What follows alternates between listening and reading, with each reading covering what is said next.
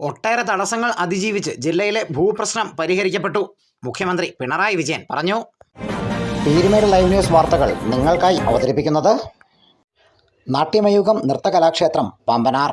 തിരുവാതിര, കൈകൊട്ടിക്കളി, കോൽകളി, theme dance എന്നിവയുടെ ഉത്സവ പരിപാടികൾ ആഘോഷമാക്കാൻ നാട്യമയൂകം നൃത്തകലാക്ഷേത്രം പാമ്പനാർ.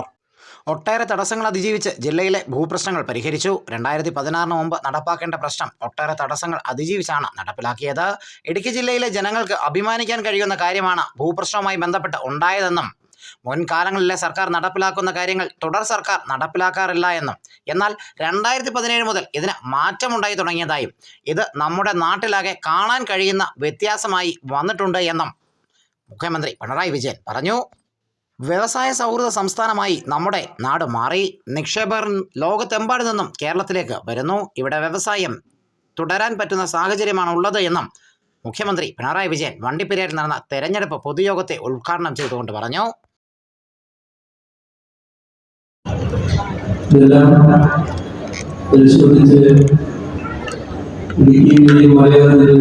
ജനങ്ങളുടെ പ്രതീക്ഷക്കനുസരിച്ച് തീരുമാനങ്ങളെടുക്കുന്നതിന് മാറ്റമുണ്ടാകുന്നതിന് നിയമഭേദഗതിയാണ്.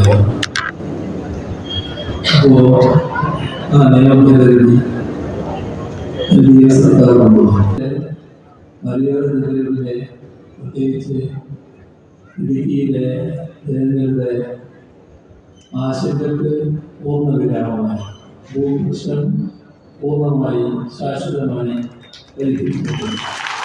അവിടെ സാധാരണ കൃഷിയും താമസിക്കാനുള്ള വീട് അതിന് പുറമെ എന്തെങ്കിലും ഉണ്ടെങ്കിൽ അതെല്ലാം തുടർവിധമാണ് എന്നാണ് കണക്കാക്കിയത്.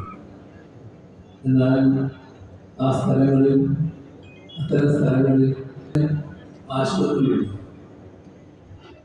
സ്കൂളുകളുണ്ട്, പൊതുവായിട്ടുള്ള ഒരുപാട് വായനശാലകൾ, വിവിധ തരത്തിലുള്ള കെട്ടിടങ്ങൾ.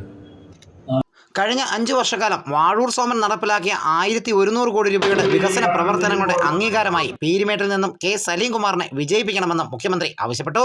News bureau, Peermade live.